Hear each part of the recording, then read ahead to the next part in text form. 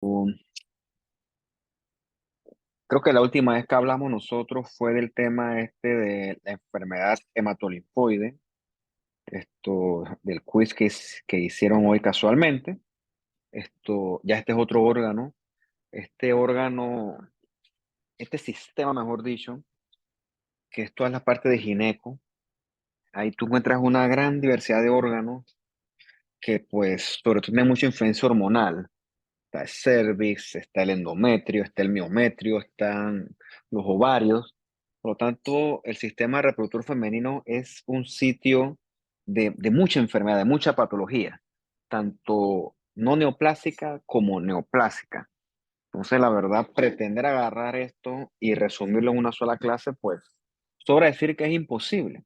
¿Ok? Por lo tanto, yo, en base a lo que decía el libro, traté de filtrar las enfermedades y solamente presentarles a ustedes las que pues realmente en mi práctica son las que yo veo con más frecuencia. Pero repito, esto es mucho, mucho, mucho más amplio de lo que nosotros veremos el día de hoy. Por aunque sea, te va a servir para que tú amplíes tu vocabulario y tu glosario sobre terminología de cosas de la medicina. Bien, la mejor forma de hacer esto es dividiéndolo por la región anatómica per se como tal. Y lo primero que vamos a ver es el cervix, ¿no? Y en la contraparte neoplásica tenemos ahí cualquier cantidad de cervicitis. Es extremadamente común, como dice ahí, pues porque se asocia mucho con estos agentes infecciosos que se adquieren de forma sexual. Todo lo que son clamidias, tricomonas, gonorreas y algunos virus, esto se asocian de alguna u otra forma con esta cervicitis. Lo que pasa es que también en esa región cervical, esa región del cervix, esa región hay muchas bacterias de flora normal también. Entonces, a veces como designar a cervicitis como algo realmente infeccioso, algo realmente patológico, pues tiene que haber un contexto clínico adecuado, si no, pues de dónde vino el bicho en cuestión. O sea, probablemente pues él simplemente pertenece a esa región, se desbalanceó el pH, alguno creció más que otro y entonces pues vino esa secreción purulenta vaginal anormal que es la leucorrea. Eso ocurre mucho en el contexto de las vaginosis bacterianas, o sea que eso que realmente pues ni siquiera es una enfermedad como tal, sino que eso más bien ocurre por un desbalance entre pH que hacen que ciertas bacterias crezcan por encima de otras y entonces eso produce esa descarga esto a nivel vaginal.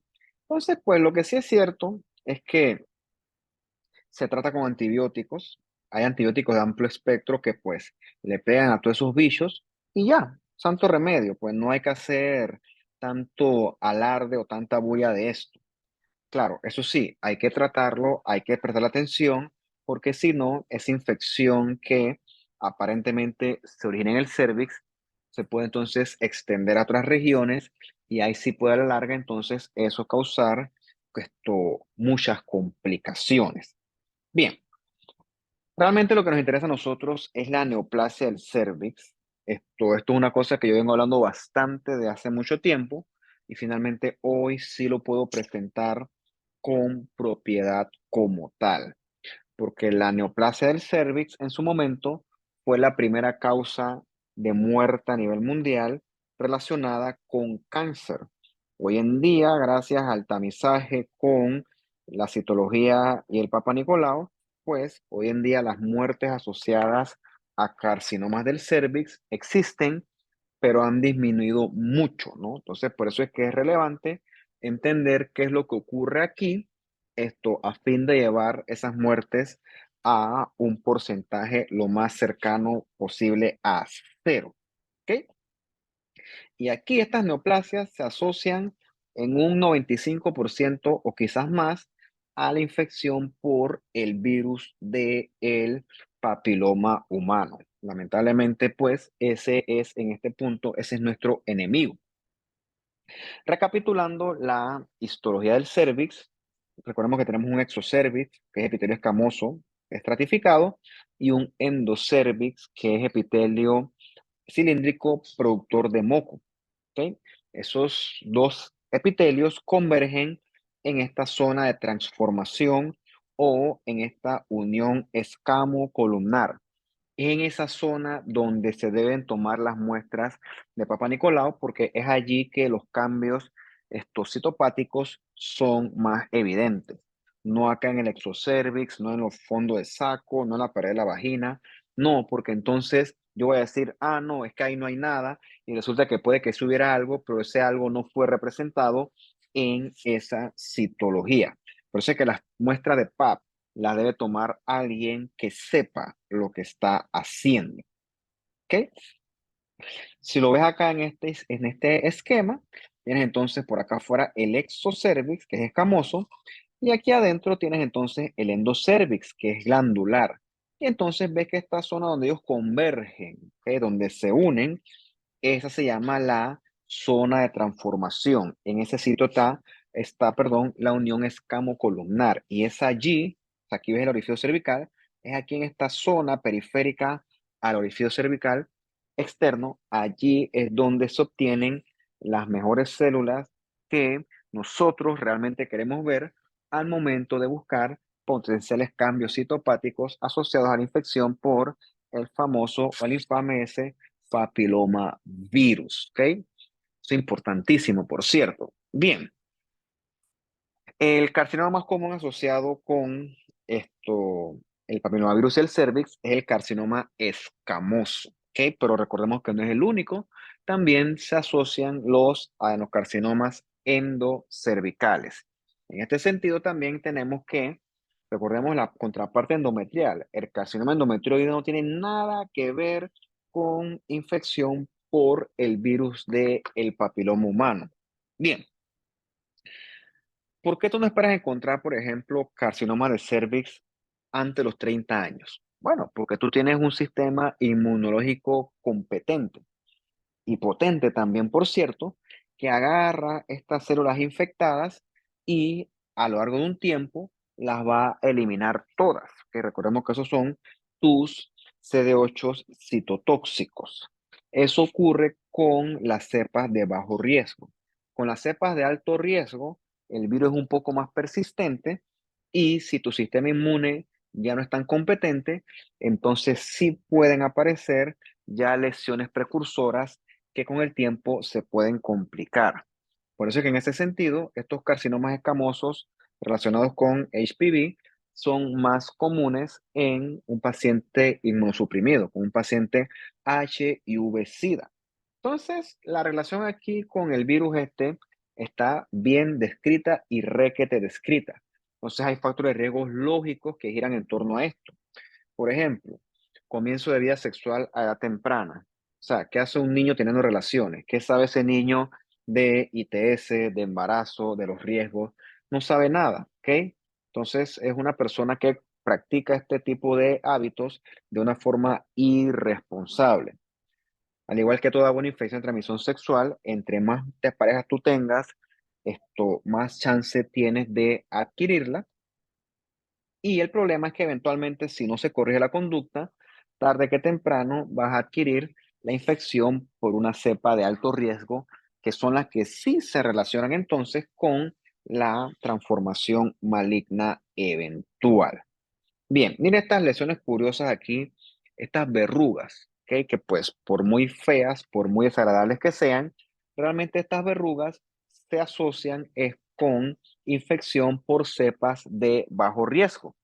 Entonces, estas es muy poco probable que progresen a cáncer. Eso es importante decirlo. Estas verrugas, que es el nombre patológico son condilomas acuminados, ellos realmente pues no progresan a carcinoma como tal. Entonces es importante decir esto. Infección por el virus del papiloma humano no es igual a cáncer. Claro que no. Como vimos en la clase de las neoplasias, la progresión a una neoplasia maligna requiere de la acumulación de un montón de eventos moleculares que lleven entonces a esta transformación maligna. Y entonces eso no ocurre con tanta frecuencia como uno lo esperaría. Entonces, pues en este punto le hago esta aclaración para que te veas ese concepto que papilomavirus no es igual a cáncer, no es igual a cáncer, y lo voy a repetir y lo voy a reiterar las veces que haga falta. Bien, Este virus tiene dos oncoproteínas principalmente, la E6 y la E7, que correspondientemente van a inhibir a el P53 y a el RB. RB es de retinoblastoma, ¿ok? P53 y el RB son genes supresores de tumores que pues controlan la proliferación celular. Si tú agarras estos supresores de tumores y los inhibes, entonces las células comienzan a proliferar sin control.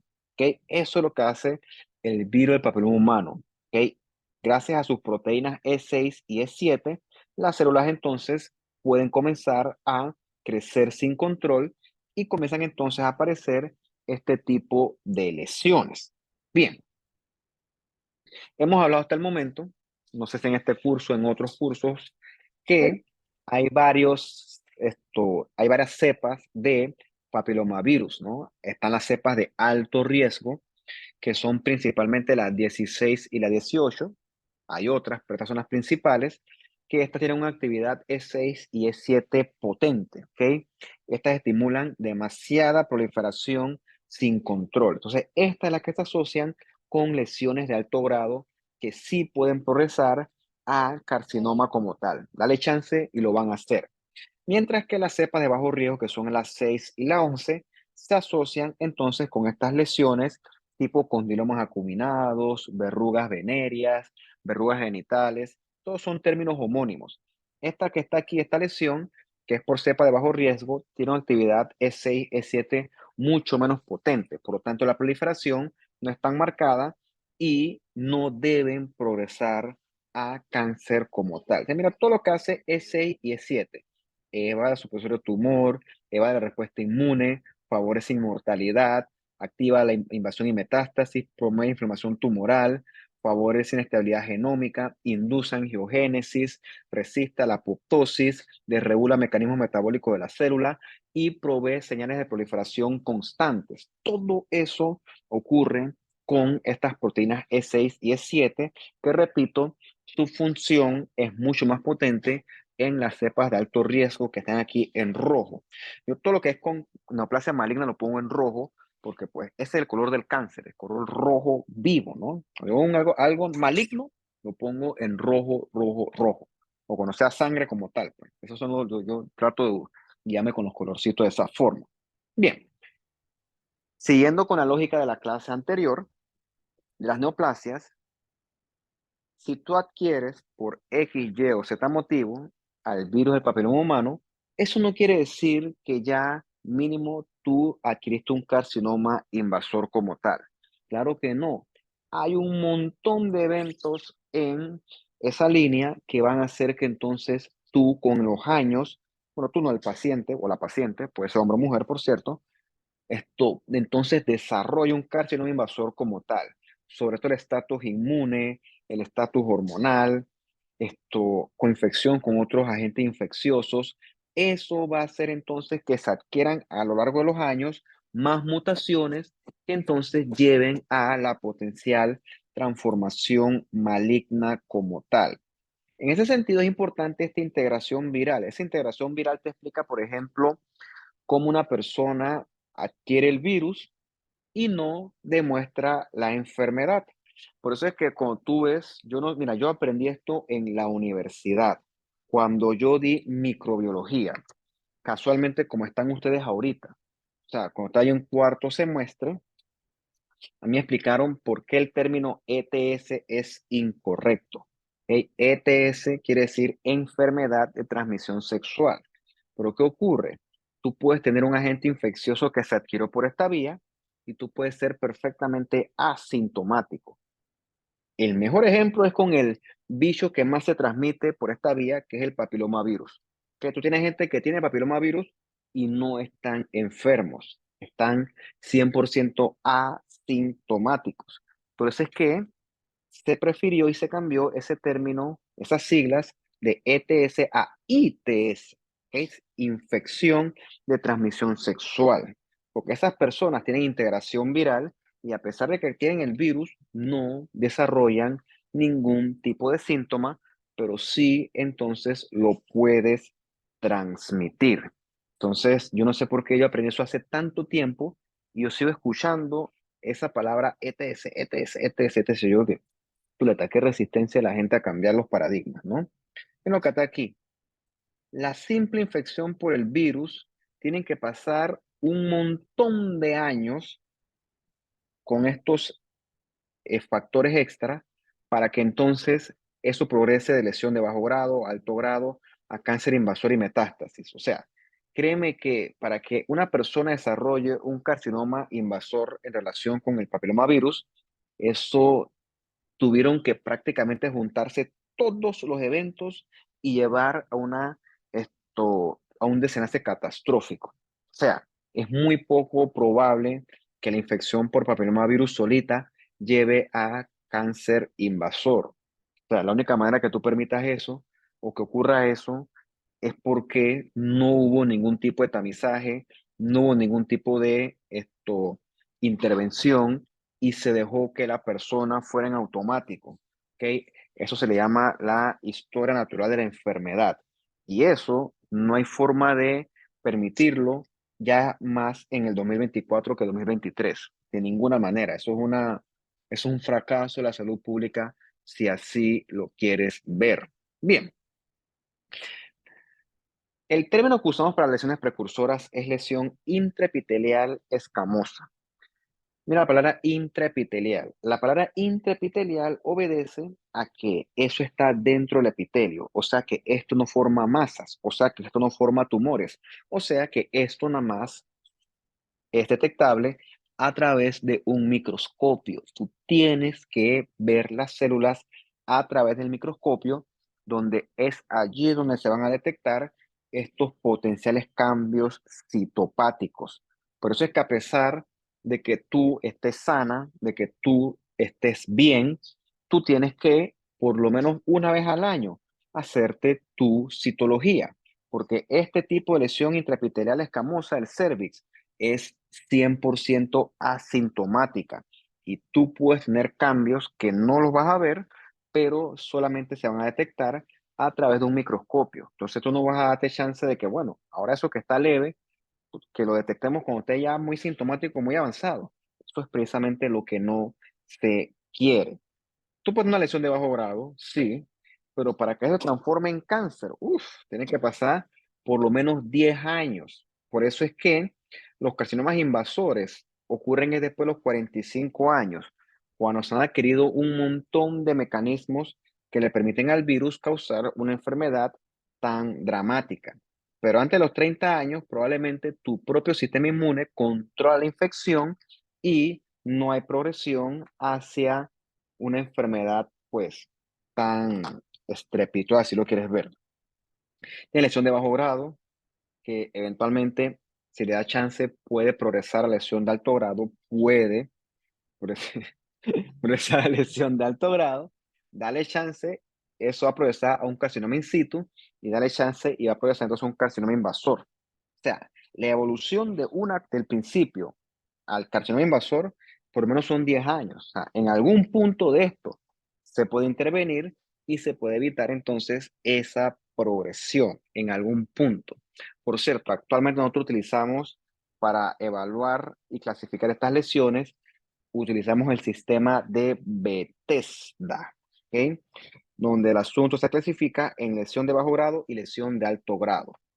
Cuando tú escuchas eso y que NIC, neoplasia intraepitelial cervical, esa es la clasificación antigua de Richards, que eso ya pues hace bastante que no se usa. Pero vas a ver que los ginecólogos, que no saben absolutamente nada de microscopio, aún lo siguen utilizando. Vas a ver, tú puedes meter la mano en el fuego por eso, ahí sí me atrevo. Bien, como te dije, la primera lesión, la más leve, la que ocurre, es la de bajo grado, ¿no? El bajo grado no va a progresar a cáncer, se en pacientes jóvenes, o sea, máximo 45 años. Si yo digo que chuzo un bajo grado, más de esa edad, no lo pienso, ¿no? Porque eso es de gente joven, ¿ok? La mayoría de esos pacientes con bajo grado, tu propio sistema inmune agarra, elimina estas células infectadas y muy poco porcentaje progresa a alto grado. Bien, primero tienes que saber tu citología normal. Tú tienes en tu cervix células superficiales intermedias y parabasales. Mira, aquí los núcleos son chiquitos, redonditos, bonitos, si así lo quieres ver. Cuando hay bajo grado, la célula, el núcleo es mucho más grande, mucho más irregular, mucho más hipercromático. Suele haber formas binucleadas y suele haber ese halo claro perinuclear. Es el clásico coilocito, ¿ok? Ese que está acá abajo aquí. Este que está aquí es el clásico coilocito que indica infección por papilomavirus que corresponde con lesión de bajo grado. Por suerte el bajo grado es mucho más común que el alto grado, mucho, mucho más común. Cuando ocurre alto grado, que es por cepas, de alto riesgo, tienes cambios mucho más marcados. Tienes sobre todo un aumento de la relación núcleo-citoplasma. Tienes células con mucho núcleo, poco citoplasma. Eso es totalmente contrario al bajo grado, porque el bajo grado sigue teniendo mucho citoplasma. Aquí no. Aquí la célula es puro núcleo, poquito citoplasma, y el núcleo es mucho más grande, mucho más hipercromático y mucho más irregular. High NC ratio, NC es núcleo citoplasma. ¿Okay? Entonces, las características morfológicas del bajo grado son distintas a el alto grado. Mira, como dice aquí, el alto grado, la gran mayoría falla en su progresión a cáncer. Te digo, para que una persona haga cáncer en este sentido, pues tienen que juntarse un montón de factores que no son la norma. Y entonces, pues, dependiendo del tipo de enfermedad que exista, se asoma una biopsia y el resultado entonces va a determinar distintos tipos de conductas a seguir. Bajo grado no se hace nada, se observa, ¿ok? El manejo es expectante, mientras que el alto grado sí va a requerir entonces ya manejo quirúrgico, eso es importante decirlo. Bien, todo esto acá es benigno, por eso tienes que saber bien tu histología, en este caso tu citología, si tú quieres aspirar a identificar un coilocito, toda superficial, núcleo chiquito, estas intermedias, un núcleo un poco más grande, pero redondito perfectamente. Y mira, a ti que te gusta la microbiología, ves que tiene un montón de bacilitos por ahí existiendo.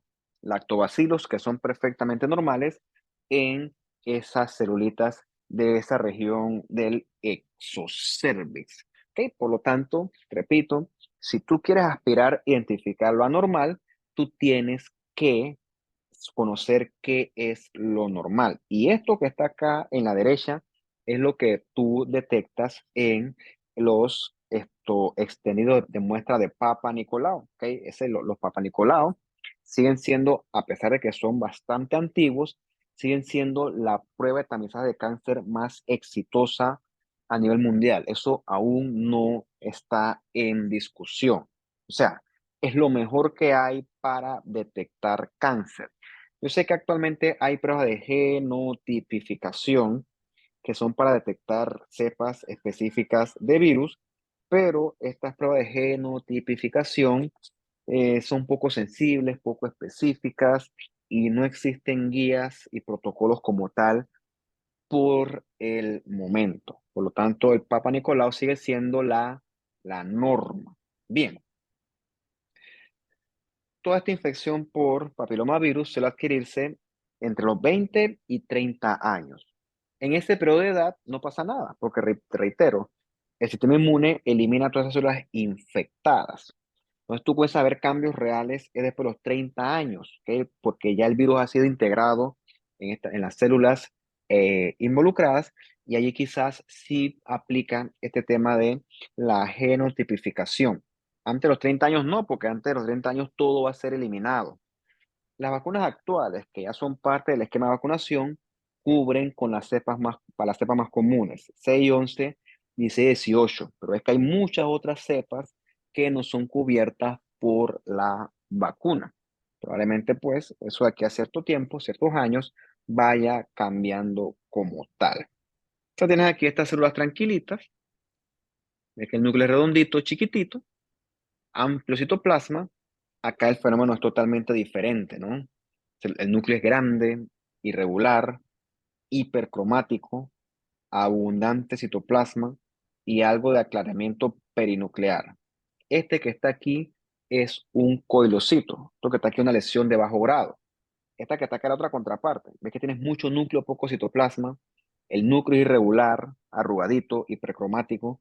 Esto que está acá es una lesión de alto grado. El alto grado es el que no se puede ir, porque si se ve un alto grado, si se nos escapa, pues estamos en la ruta a meternos en un problema.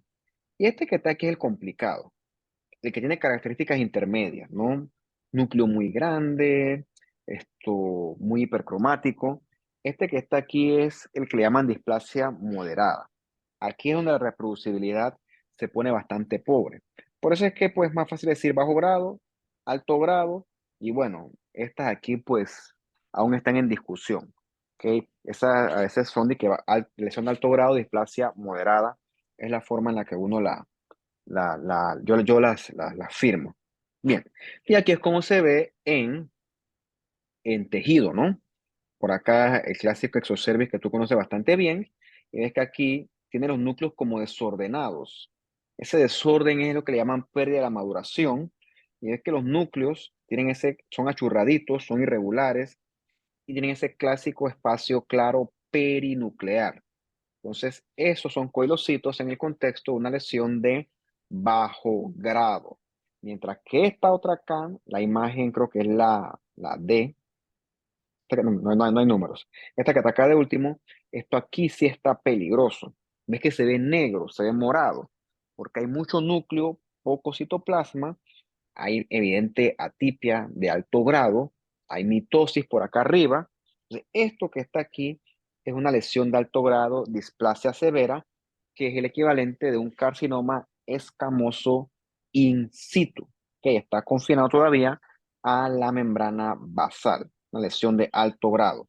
Mientras que esta que está aquí intermedia, hay mucho más desorden que en el bajo grado estándar, pero no llegamos todavía a la tragedia del alto grado como tal. Estamos en el intermedio. Por eso es que esta también le llaman lesión de alto grado, pero displasia moderada, que es núcleo muy grande, no sé qué. Estas son las duras, ¿no? Estas son las que cuestan más. Cuando es bajo grado o alto grado, el asunto es fácil, pero cuando estamos en el medio, con displasia moderada, uno sí, ahí sí, uno echa para atrás. Ante la duda, tú le mandas esto inmunistoquímica. Le mandas un P16, que el P16 detecta esto o se relaciona, si es positivo, con infección por cepas de alto grado. O sea, si el P16 marca positivo, es un alto grado. Si marca negativo, es bajo grado.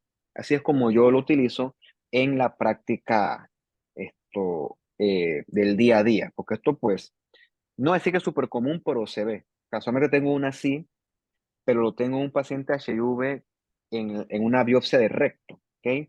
El epitelio rectal tiene una apariencia citológica muy parecido a esto que usted está viendo aquí. Yo lo tengo ahí, lo estoy viendo todavía, estoy viendo chuzo, alto grado o bajo grado. Yo creo que le voy a poner alto grado displasia moderada. Bien, habiendo conocido un poquito estas lesiones intraepiteliales, entonces podemos pasar a hablar de lo que es más peligroso en el contexto ahora sí de carcinomas del cervix como tal. ¿Ok? Esto es lo que no queremos. Ya tú ves que esto es un cervix, y la lesión es evidente, ¿no? Eso ya está muy avanzado. O sea, lamentablemente, pues ya ahí el pronóstico es mucho más reservado. El más común es el carcinoma escamoso, seguido del adenocarcinoma endocervical. Repito, esto ocurre ya en una persona mayor luego de los 45 años, que es donde los factores se han acumulado y ya entonces la infección y la enfermedad ha progresado mucho. Esta cosa aquí tan fea, porque la verdad es horrible, ¿no? Solo has encontrado tú es en una mujer que nunca se ha hecho un PAP. Eso ocurre, por cierto, sobre todo en sitios donde la atención de salud es más difícil de conseguir. Esos cánceres sintomáticos. Hay sangrado, hay dispareunia. Yo les preguntaré a ustedes qué es dispareunia, porque es un término bien curioso. ¿Qué es dispareunia? Ajá. Dispareunia es el dolor con las relaciones sexuales. O sea que yo aprendí eso en una residencia y me lo preguntó, dice la guirla que me lo dijo. Ajá. Dispareunia, la verdad es que nunca lo he escuchado. No. Dispareunia, eso es dolor durante el coito. Eso, o sea, eso no es normal, ¿ok? Y disuria, que es dolor o ardor al orinar. O sea, cuando eso está relacionado con una cosa así, ya el asunto no está nada, nada, nada ya está bien avanzado, no está nada de prevención ya.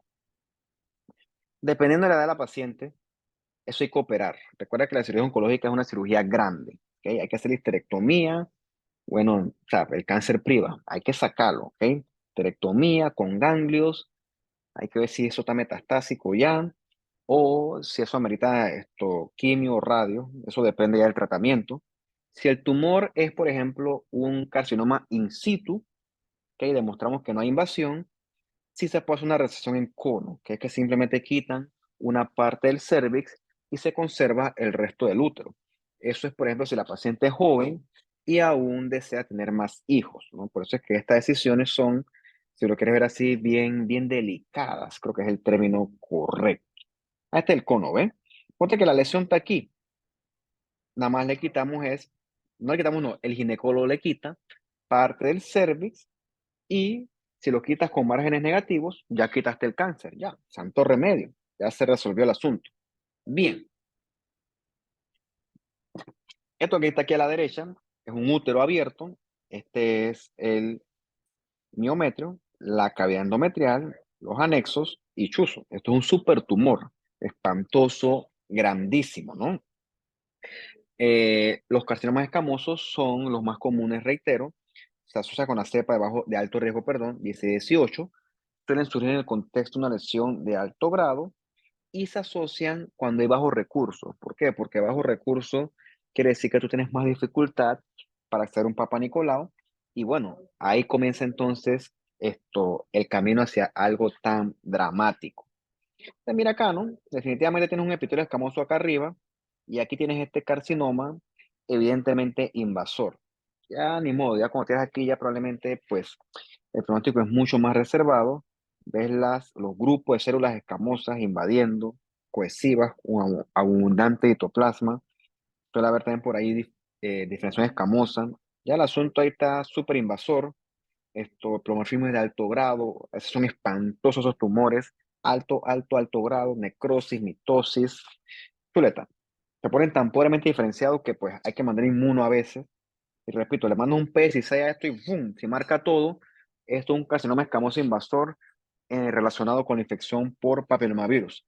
De hecho, hoy en día el protocolo te exige que tú determines si esto se asocia o no con la infección por papillomavirus. Y nosotros determinamos esto por medio de el P16, que está acá, que es un marcador núcleo y citoplasma. Esto es positivo para marcadores escamosos, los mismos que conocimos en el pulmón, 5,6, CP63 y P40, deben ser positivos acá en estos carcinomas escamosos del cervix. Mira esto acá. Yo veo esto aquí, yo chuzo. Yo no sé qué es esto. Es una cosa pobremente diferenciada, núcleos enormes, grandototes, pero mira, si hay como puentes intercelulares. Diría, mira, esto es un escamoso pobremente diferenciado. Y como yo soy cobarde, yo le mandaré al inmuno para poder firmarlo con seguridad. Pero se ponen así de feos. Dale chance y lo va a hacer. Esta foto es de verdad, una paciente joven. Esto fue un caso que lo guardo porque pues estaba demasiado joven, tenía menos de 30 años, eso puede pasar. Y ves que aquí está el tumor, evidentemente invasor, atípico, mitosis súper catastróficas, un tumor de alto, alto, alto grado. Es peligroso este tumor. Esto está mitosota, una mitosis, dos mitosis, tres mitosis, cuatro mitosis, cinco mitosis, seis probablemente, realmente monstruoso, monstruoso desde el punto de vista histológico, este tumor. Y mira aquí, el carcinoma y esta vez es una P16. Recuerda que la tinción es en bloque, núcleo y citoplasma, y esto te indica a ti que esta neoplasia se relaciona con la infección por el papilomavirus. Bien, la contraparte glandular es el adenocarcinoma endocervical, ¿ok? Este origina del endocervix y forma glandulitas que a veces están bien diferenciadas y es difícil, pues, o sea, ¿le pongo o no le pongo cáncer? Yo le mandaré un PS6, que recuerda que esto también se asocia con la infección por papilomavirus, ¿ok? Son un tumor evidentemente glandular, las células son, pues, columnares, agrandadas, hay pérdida de la polaridad y suele haber mucha mitosis, ¿ok? Estos son 7 positivos y también son PS6, y estos son negativos para los marcadores escamosos como el P63. Bien, es importante porque frente a una biopsia de cervix con un adenocarcinoma, eso puede venir arriba, eso puede ser un carcinoma del endometrio. ¿Cómo lo diferencias? Porque repito, el de endometrio no debe ser P16 positivo, y el de endometrio es ER y PR positivo, mientras que el endocervix es negativo para ER y PR. Frente a la duda, hace falta hacer este tipo de marcadores de inmunohistoquímica. Aquí lo ves, evidentemente invasor del tumor, un tumor glandular, ves que hace patrones complejos, tipo glándulas cribiformes. Esto, Tomando un P16, tú ves que eso va a marcar todo. Bien, eso con respecto a la parte del cervix. Vamos entonces a ver la siguiente sección, donde pues vamos a hablar de el útero y el endometrio como tal. Bien, probablemente la consulta ginecológica número uno, fuera del embarazo, es el sangrado uterino anormal, que siempre debería preocupar.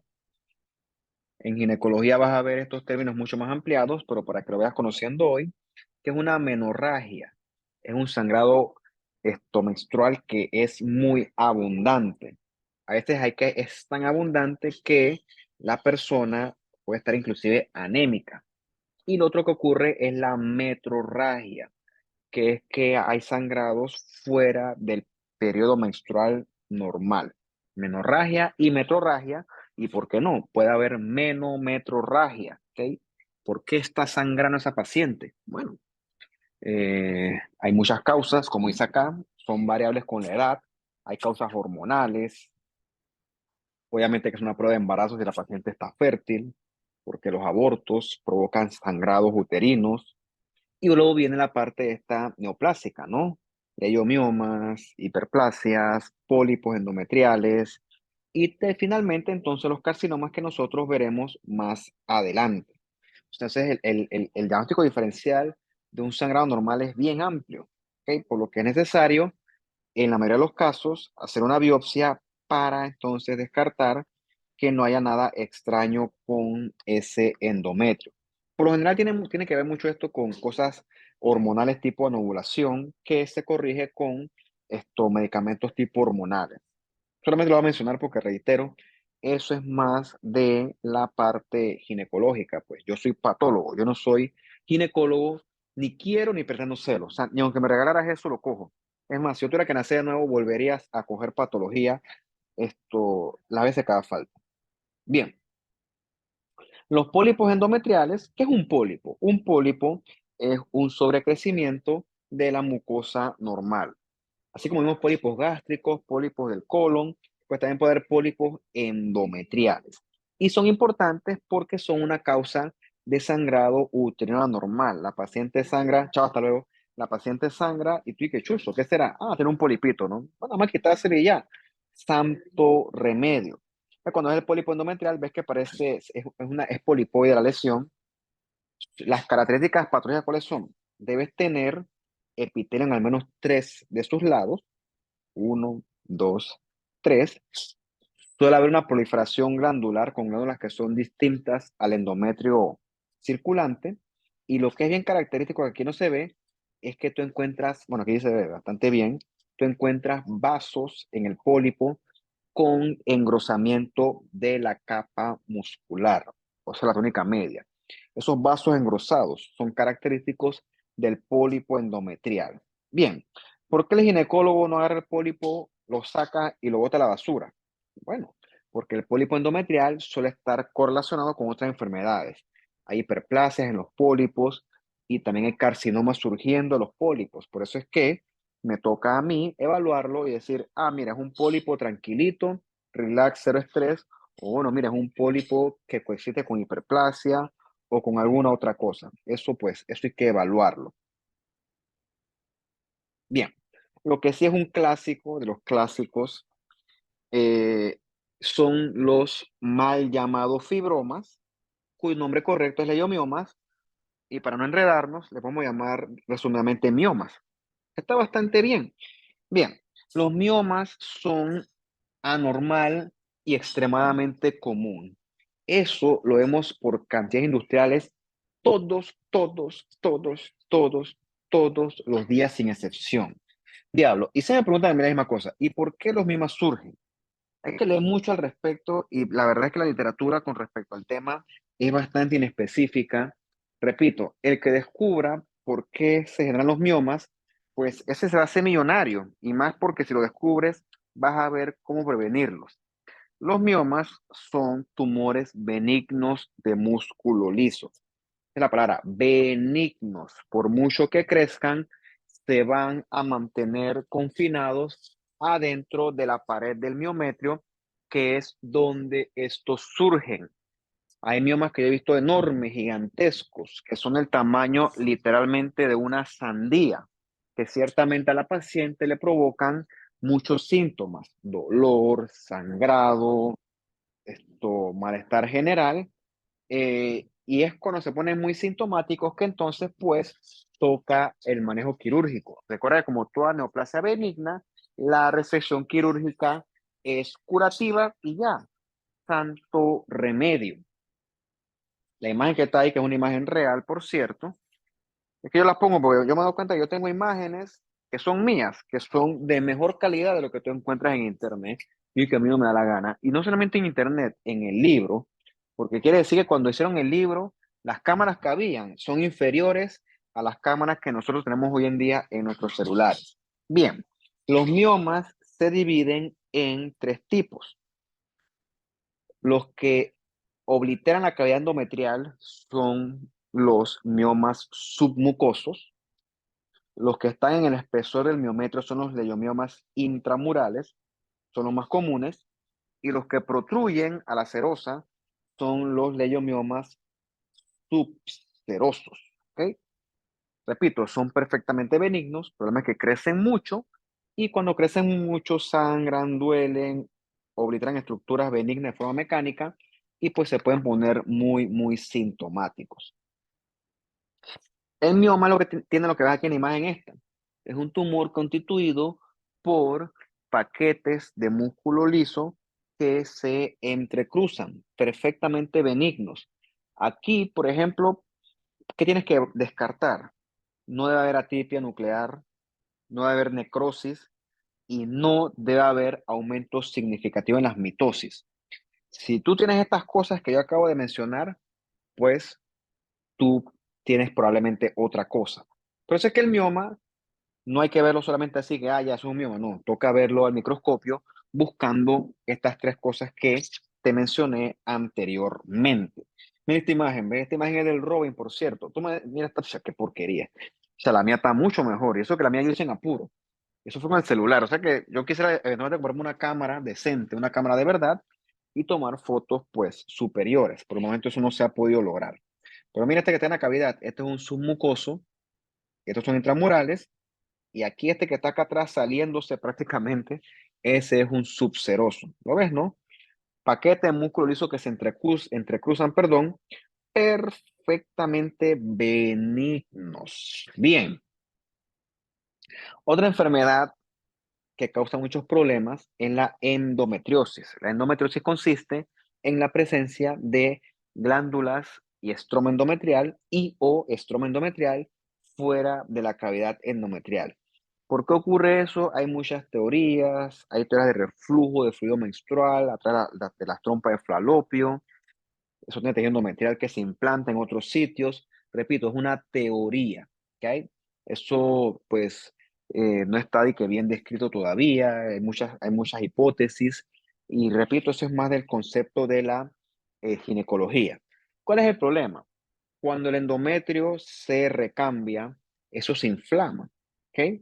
Esa inflamación que ocurre en la cavidad endometrial también ocurre en las glándulas que son ectópicas. Entonces esas glándulas ectópicas sangran, se inflaman y eso es lo que provoca los síntomas que le llaman coloquialmente cólicos, que el término médico correcto sería dismenorrea, que son esos dolores relacionados con los periodos menstruales.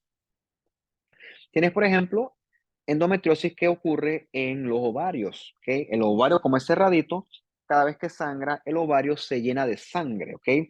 Se llena de sangre que se acumula más, más y más y más, y el ovario se pone todo quístico. Cuando tú eres ovario, sale como si fuera una especie de Nutella, así se ve.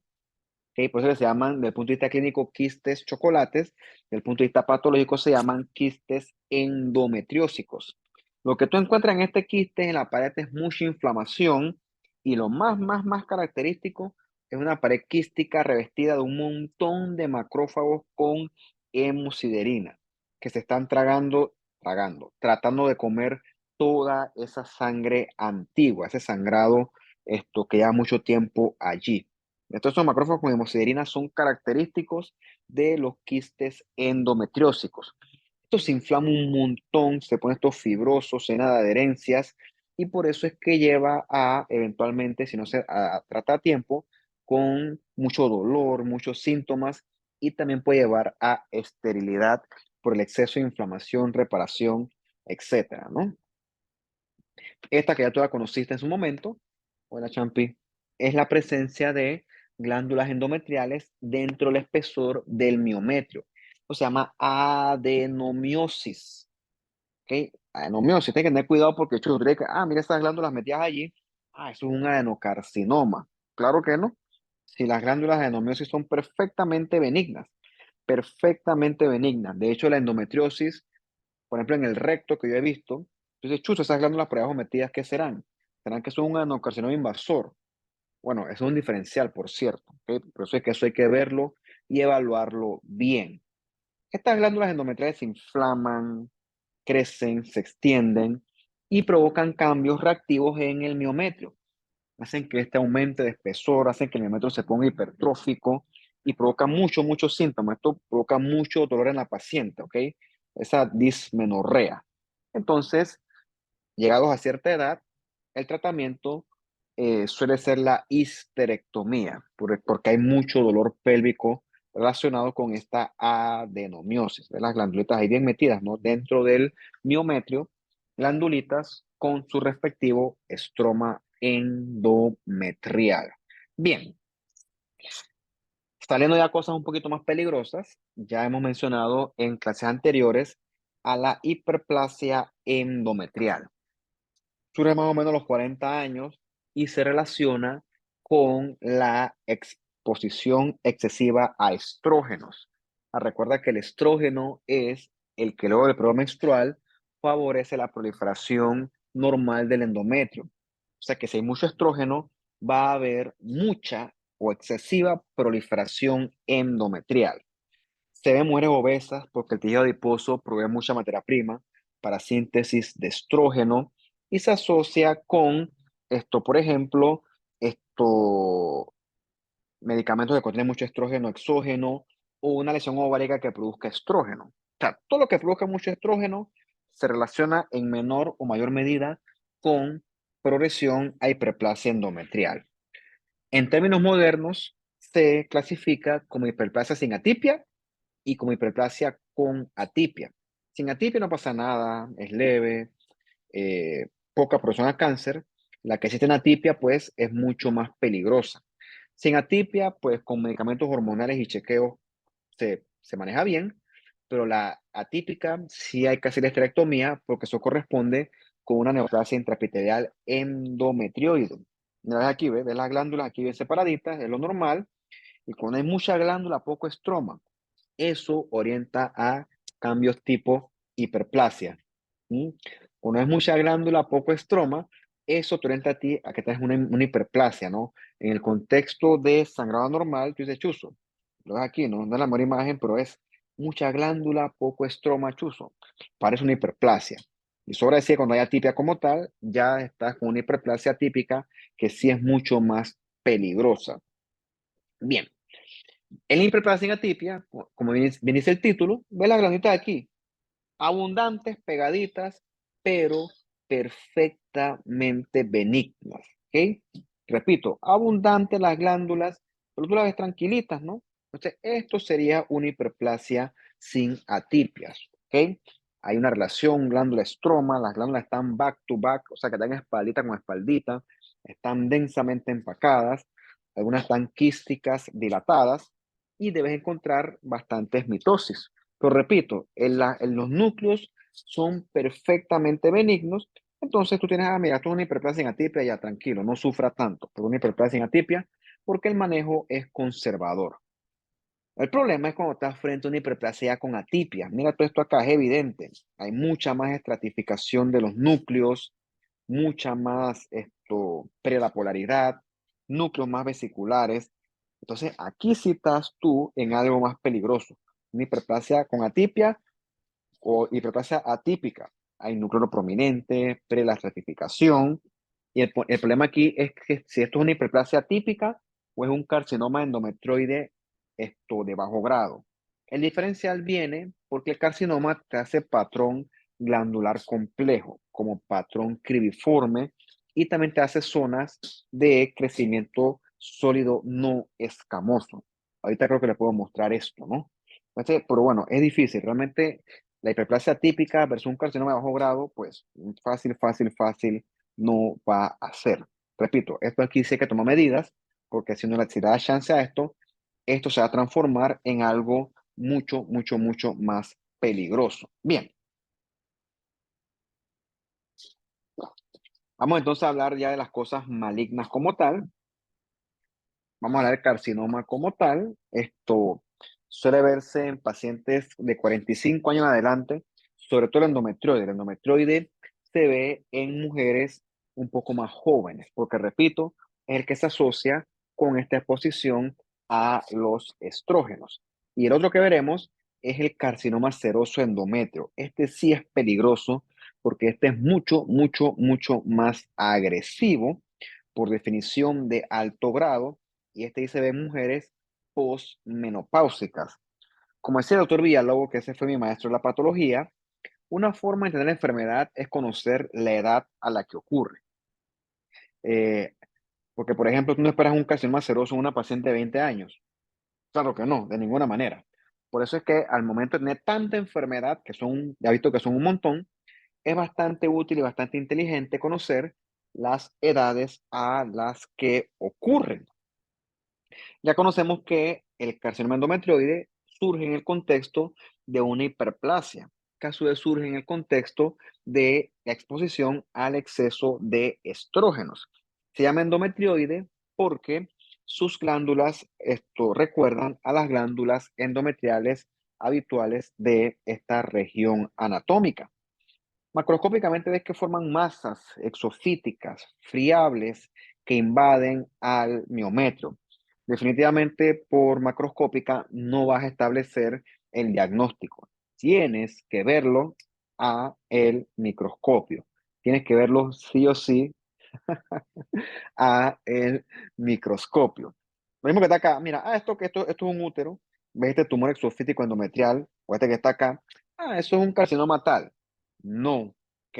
Tienes que verlo al microscopio. En términos generales, el seroso, que por definición es de alto grado, se asocia con atrofia endometrial, por lo que se ven pacientes ya muy mayores, es mucho más agresivo y este sí tiene casi que invariablemente mutación de P53. Que ten mucho cuidado con esto, porque no es lo mismo un seroso que un endometrioide. Bueno, ¿no? Y aquí está el carcinoma endometrioide. Es un clásico adenocarcinoma glandular, invade, bastante similar a lo que nosotros hemos conocido en las clases anteriores. Ves que infiltra extensamente el miometrio, un clásico tumor glandular que se clasifica en base a el estadiaje o clasificación de FIGO, FIGO. Así es como tú lo clasificas. FIGO se evalúa el porcentaje de componente glandular del carcinoma y también se evalúa la tipia nuclear y se estratifica como FIGO 1, FIGO 2, FIGO 3. Ok, mira aquí el endometrioide, ¿no? Evidentemente, exceso de glándulas, están back to back, hay cribiformes, prácticamente no hay estroma interviniendo en esto y es evidentemente invasor. Es importante que nosotros consignemos en la macroscópica cuánto invade el tumor con respecto al miometrio. Mira este que está acá. Si yo trazo una línea en la mitad, este tumor no llega a el 50% del miometrio. Eso hay que consignarlo porque ese cutoff, ese corte de 50% es fundamental para la paciente, ¿ok? Porque 50%, arriba del 50% le va mejor, más del 50% le va peor, ¿ok? Lo otro obviamente termina sin invado, ¿no? Porque también puede ser un tumor que no invade, eso también hay que determinarlo. Entonces aquí en un montón de glándulas, back to back, no hay estroma interviniendo. Y recuerda, esto surge en el contexto de estrógenos. Tumor hay que irlo fijando, porque el tumor tú lo miras mal y se desmorona. Literalmente, le pasas el dedo y ¡buf! Todo se va abajo. Entonces, abre tu tumor tranquilo, ponle bucoformalina y déjalo fijando. ¿Por qué? Para que puedas evaluar bien la morfología del tumor y la invasión a el miometrio. Y recuerda, los endometrioides se clasifican en base al sistema de FIGO, ¿no? Bien, los carcinomas endometrioides son positivos para CK7 y PAX8. Creo que eso ya lo sabes tú. Como son hormonales, son positivos para receptor de estrógeno y receptor de progesterona. Eso es fundamental ante la duda con respecto a un adenocarcinoma endocervical. Son negativos para P53. Esto lo diferenciaría de un seroso. Habiendo dicho eso, si estás lo suficientemente salado, tienes endometrioides que son positivos para P53. Esos son un problema, pero están bien descritos. Como no tiene nada que ver esto con papillomavirus, son negativos para P16 y también son negativos para Napsina A y este HNF1 beta, que esos son marcadores propios de los carcinomas de células claras del endometrio. Mira, aquí está el sistema FIBO, ¿no? Grado 1, grado 2, grado 3, en base al crecimiento sólido no escamoso. Y tienes que también hablar la tipia nuclear. La tipia nuclear te sube el FIBO, aunque sea un grado, ¿ok? Por eso es que es importante evaluar todo esto. Bien, el carcinoma seroso es el que sí es problemático por su gran comportamiento agresivo. Por definición es un tumor de alto grado, por lo tanto no hay que graduarlo en conceptos de la clasificación de FIGO. Sería una redundancia esto. Son tumores papilares con atipia de alto grado, hacen mucha calcificación tipo cuerpo de samoma y también pueden hacer un patrón glandular. Por eso es que es importante la inmuno para que tú establezcas el desempate entre endometrioide versus un potencial seroso. Y lo que es muy útil aquí es el marcador P53 para determinar si hay expresión aberrante que se correlaciona con la mutación TP53, que reitero, es característica de los serosos tanto endometrio como de ovario. ¿Ves que son papilares Profe, y por definición son de alto grado? Dime. cuando habló del carcinoma endometroide, nos dijo de las zonas de crecimiento no escamosas, pero no sé si las mostró en la imagen como tal. Allá la vida. Déjame ver si puedo. Yo estoy casi seguro que yo busco una imagen así.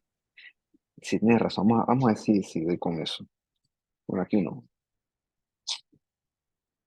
Gracias por la aclaración.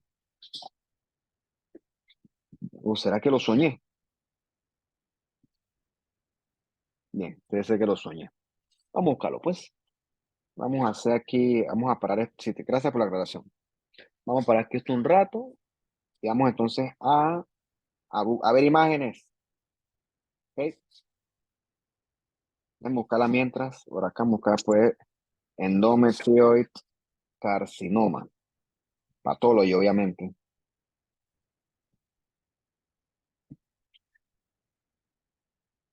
De ese que lo soñé. O en mi cabeza lo hice, porque de verdad que yo estoy casi seguro que yo puse eso y no tan.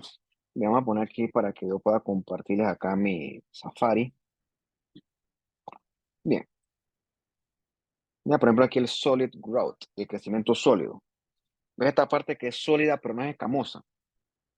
Esa parte hay que evaluarla y establecer un porcentaje. Dependiendo de la clasificación del FIGO, eso te sube el grado del tumor. Tienes que diferenciar porque a veces que los tumores hacen metaplasia escamosa y no es lo mismo a esto, ¿no? Por eso es que tienes que tener, en este caso, un buen ojo. Eso no se aprende de un día para otro, por cierto. Mira, por ejemplo, acá. Esta es la metaplasia escamosa. Es igualito que el escamoso normal, pero esto acá, que el crecimiento sólido no escamoso, es definitivamente maligno. Bien, vamos a ver, por ejemplo, acá. Es la misma imagen que, que yo uso en la diapositiva, por cierto. Para mí esto es un Figo 1, por cierto. Y luego full glandular, perfectamente, no nada sólido, no escamoso. Vamos a ver por acá está la imagen 2. Creo que es la misma imagen, por y todo. Luego full glandular, por lo tanto, aquí en arquitectura yo pongo un punto. Figo grado 1. Pero el problema es que sigo pasando por el microscopio y encuentro entonces esto que está acá. ¿Lo ves? Ya se ve más sólido. Ya no es glandular como tal. Entonces, esto que está acá corresponde a crecimiento sólido no escamoso. Si encuentro poquito de eso, sigue siendo un Figo 1. Pero si comienzo a encontrar más y más y más crecimiento no escamoso, entonces ya eso me lo sube a un 2 o medio un 3, dependiendo si yo estoy entonces observando un tumor con gran atipia nuclear. Es importante, pues, entonces evaluar ese porcentaje de crecimiento sólido no escamoso de acuerdo a lo que nos indica la clasificación de FIGO como tal. Bien, carcinoma seroso entonces se caracteriza por tener esa mutación de TP53 que se puede mostrar por medio de métodos de inmunohistoquímica. Un tumor por definición de mucho mayor grado histológico, los núcleos son de high grade, mucho más atípicos, repito, se muere posmenopáusicas y no depende de estrógenos, ¿ok? Eso es importante, porque no se asocia a hormonas, sino que se asocia a mutaciones adquiridas con la posmenopausia. Bien, esto que está acá es P53, es una marcación nuclear fuerte, difusa.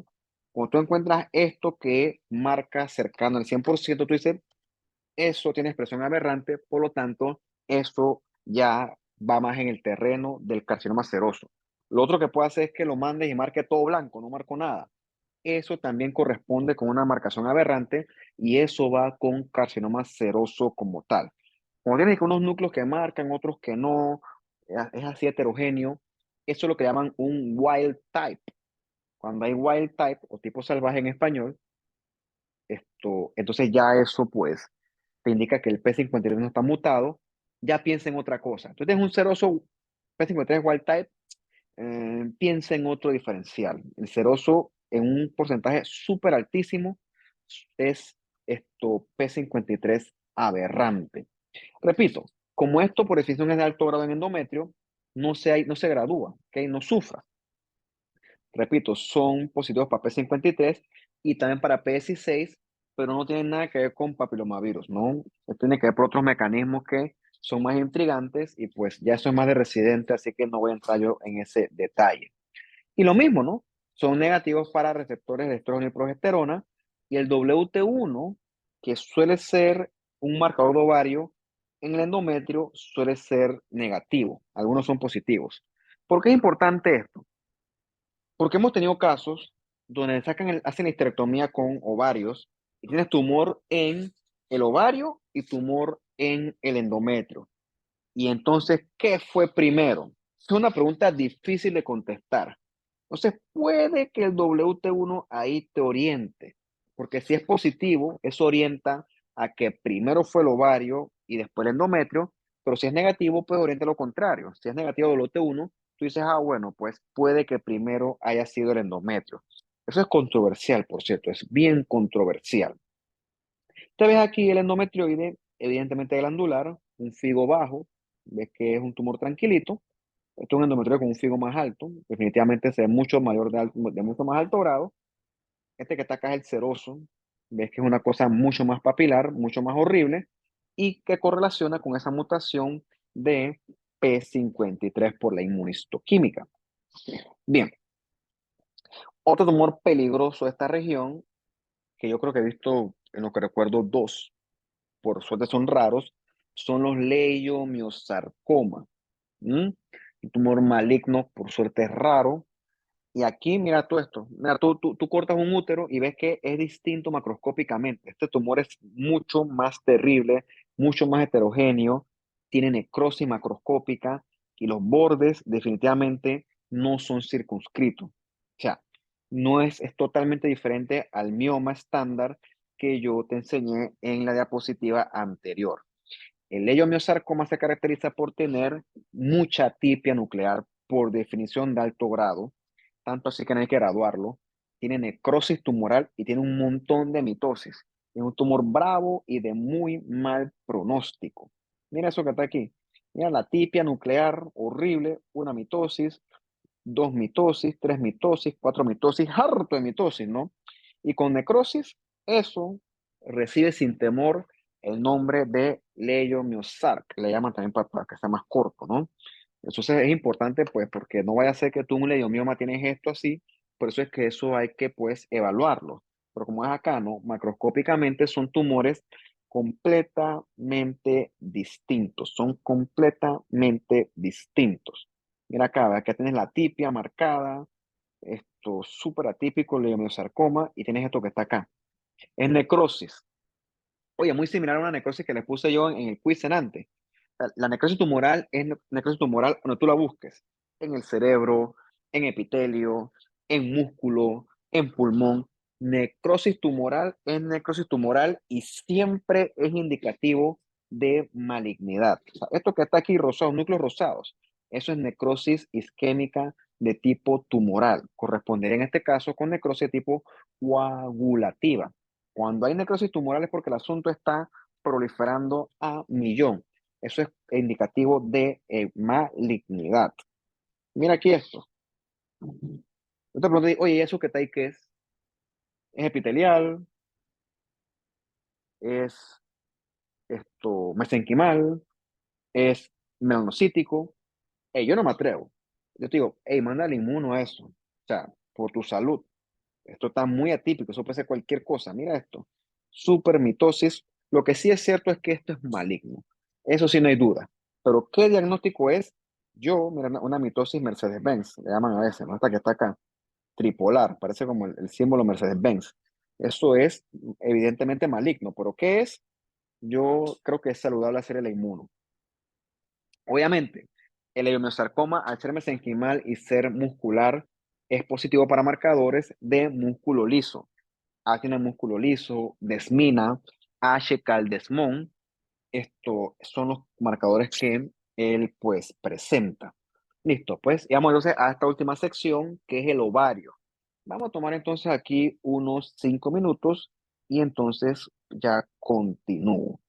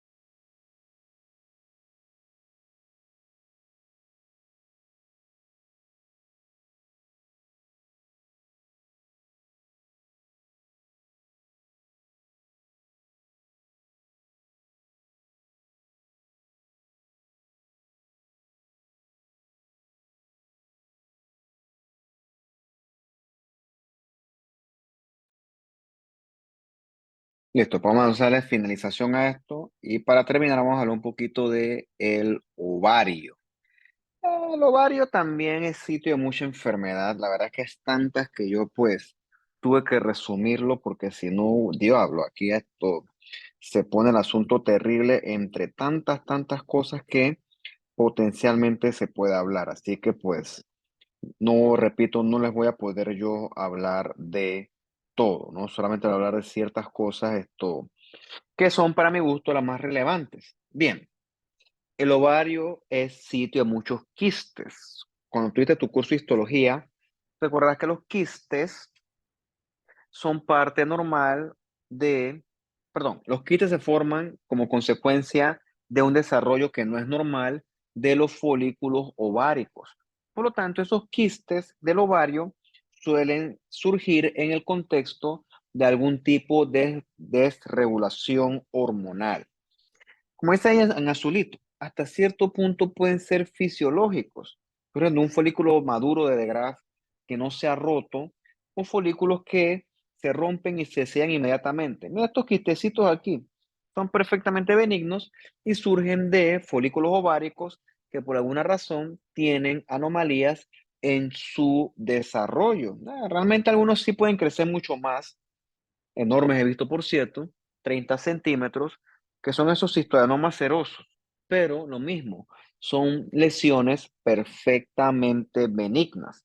En ginecología tú verás este síndrome de ovario poliquístico, eso tiene que ver mucho con hormonas, es bastante complejo, y el fenotipo de la paciente es que va a haber hiperandrogenismo, se produce mucho andrógeno, suele haber anomalías menstruales, sobre todo amenorrea. Amenorrea es la ausencia de periodos menstruales y la paciente suele ser infértil. Lo otro que va a tener es hirsutismo, que es el exceso de vello en zonas que corresponden de tipo androide. Androides, pues, como si fueran los hombros, o sea, mucho vello en la cara. Eso es característico de la paciente con hirsutismo y suelen ser obesas también. Que eso hasta que demuestre lo contrario, tiene que ver con hormonas. Solamente lo voy a mencionar, pues, porque eso tú lo ves más que todo en tu curso de ginecología. Entonces, mira, los quistes estos, ¿no? Son lesiones con revestimiento epitelial con un contenido de fluido claro.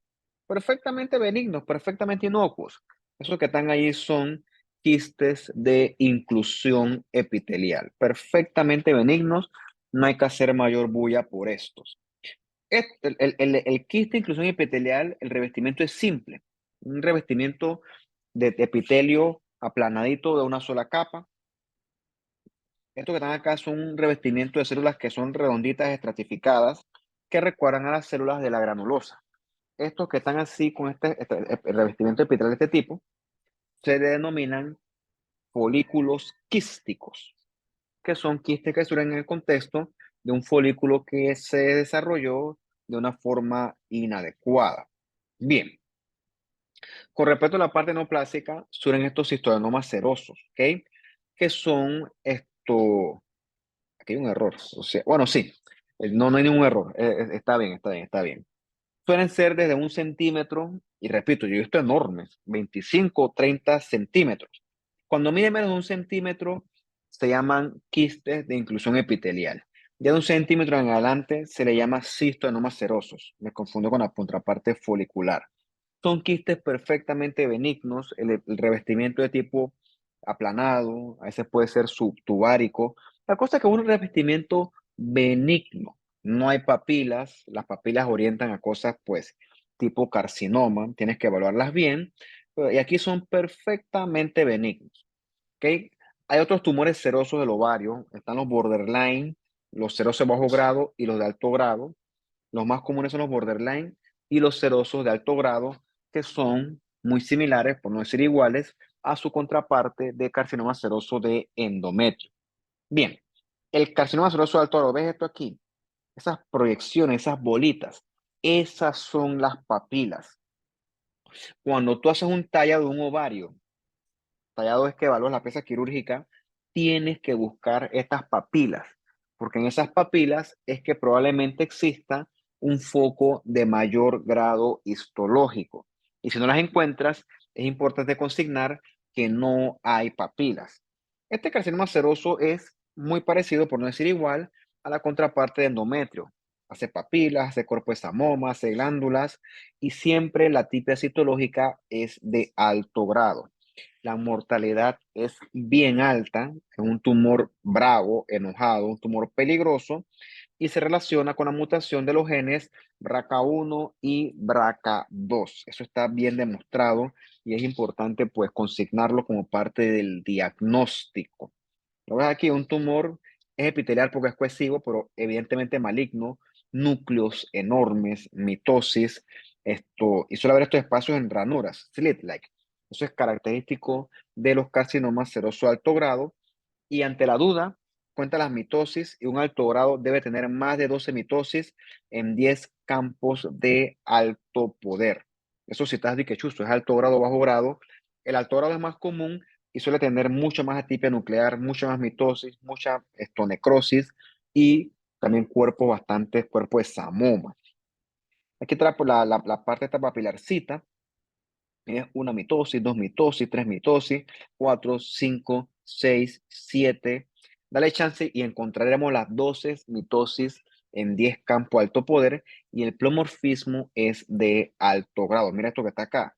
Chat, una auténtica célula monstruosa, una célula monstruo, monstruo, monstruo. O sea, tú ves eso ahí, mira, eso es de alto grado. ¿Okay? De aquí a Júpiter, eso es de alto grado.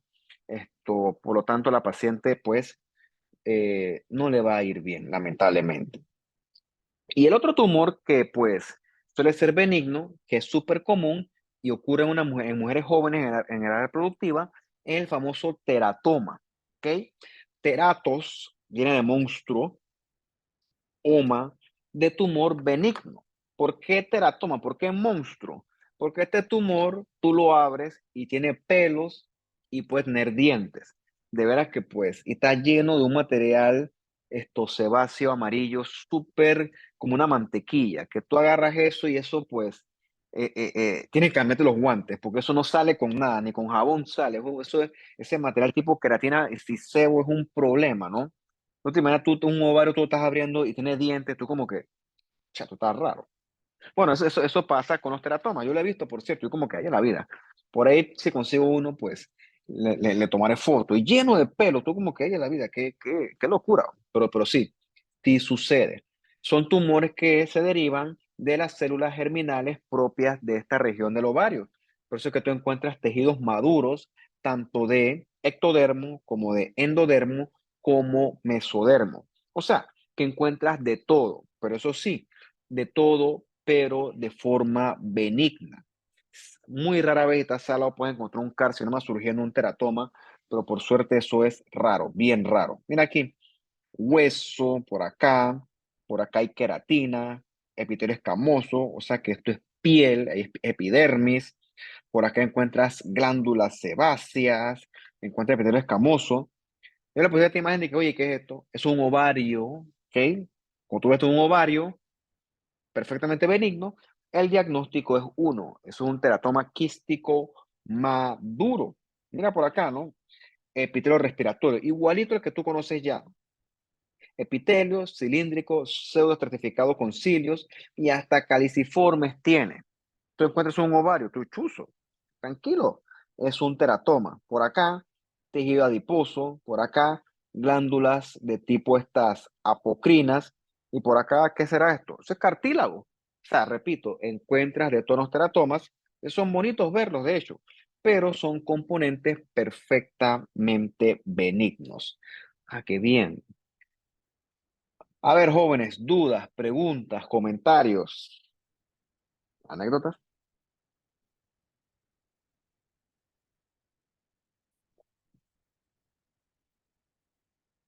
Nada, bueno, pues los dejo para que entonces usted haga sus actividades, yo voy a hacer las mías.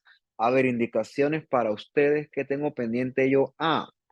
Ahorita me dicen en el grupo, porque tengo que ver mañana la clase pendiente que no se dio por el martes para hablar de la piel. De eso también hay que hablar bastante. Será mañana, nada más que para confirmar la hora y yo pues poder atenderlos a tiempo. Creo que eso es por ahora y bueno, creo que ya.